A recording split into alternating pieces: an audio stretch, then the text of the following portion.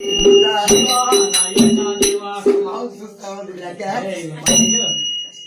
ಘೋರ ಯುದ್ಧ 4 ದಿನ ಮಾಡಿ ನಮಗ ಸುಸ್ತಾಗಿದ್ದಪ್ಪ. ಒಂಟೆಗೆ ನಿದ್ದೆ ಹೋಗೋದು ಈ ರೀತಿ ಹಿಂಗೆ ಚಾಲು ಇರ್ತೈತಿ. ಅದು ಸಣ್ಣ ಕಲ್ಲಿ ನೋಡ್ತಿರ್ತಾರ.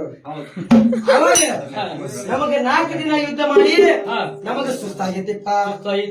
ಅದ್ರ ಸಲುವಾಗಿ ನಮ್ಮ ರಾಜನ ಕಡೆ ಈಗ ನಮ್ಮ ರಾಜ ಏನಾರು ಕೇಳೇ ಕೇಳ್ತಾರ. ಅದ್ರ ಸಲುವಾಗಿ ನಾವು ಸುಮ್ಮನೆ ನಿಲ್ಲೋಣ. ಅವಾಗ ಎಲ್ಲ ಮಾಡ್ರಿ 4 ದಿನ ನಾನು ಕೂಡ ಸರಿಸಾಟಾಗಿ ಯುದ್ಧ ಮಾಡಿರಿ. ಹೌದಲ್ಲ ರೀ? ಬೇಜಾರತ್ತೇನ್ರಿ? 4 ದಿನ ಬೇಡ ಕೊಟ್ಟೇನ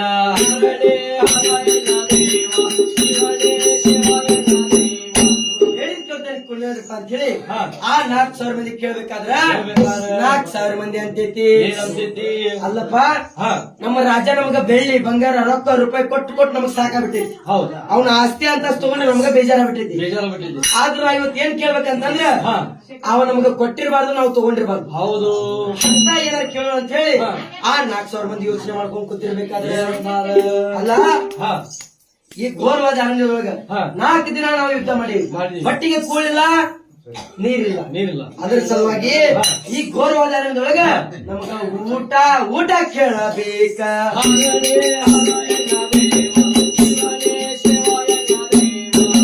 ಊಟ ಕೇಳ ನಡ್ರಿ ಅಂತ ಹೇಳಿ ಆ 4,000 ಮಂದಿ ಕುಡ್ಕೊಂಡ ಮಹಾರಾಜ್ ಶರಣ್ರಿ. ಅಲ್ಲಪ್ಪ 4,000 ಮಂದಿ ಹೇಳಿ ಏನ್ ಡಿಸಿಷನ್ ಮಾಡಿದ್ರಿ? ಗುರು, ನಮಗೆ ನೀವು ರೊಕ್ಕ ರೂಪಾಯಿ ಕೊಡುದು ಬೇಡ, ಆಸ್ತಿ ಅಂತಸ್ತು ಬೇಡ. ನಮಗೆ ನೀವು ಕೊಡುದಾದ್ರೆ ಇಂತ ನಿದ್ದಿ ಕೊಡಬೇಕ.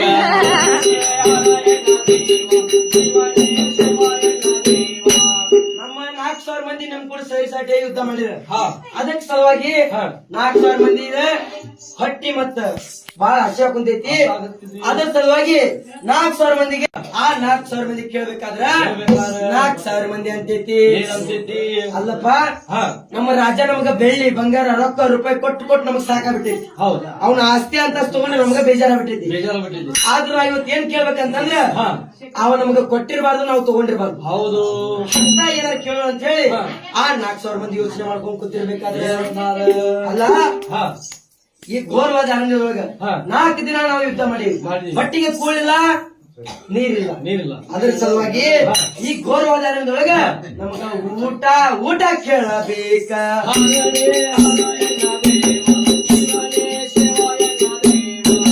ಊಟ ಕೇಳ ನಡ್ರಿ ಅಂತ ಹೇಳಿ ಆ 4,000 ಮಂದಿ ಕುಡ್ಕೊಂಡ ಮಹಾರಾಜ್ ಶರಣ್ರಿ.